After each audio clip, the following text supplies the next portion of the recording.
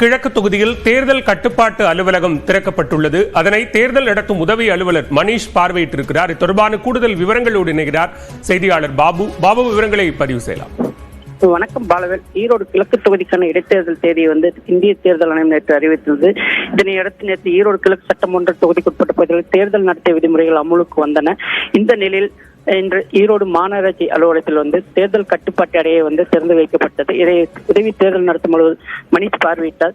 இந்த தேர்தல் கட்டுப்பாட்டு அறையின் மூலம் பறக்கும் படை, நிலை கண்காணிப்பு குழு போன்ற பணிகள் மற்றும் தேர்தல் தொடர்பான புகார்கள் பெறப்படும் என்றும், அந்த புகாரின் அடிப்படையில் அந்தந்த பகுதியில் இங்கு வரும் பறக்குப்படை தகவல் தெரிவிக்கப்பட்டு அவர்கள் நடவடிக்கை எடுக்கப்படுவார்கள் என தெரிவித்தனர்.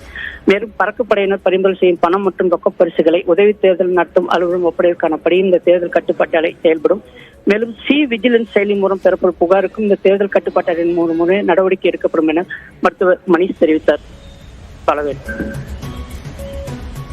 விவரங்களுக்கு நன்றி பாபு.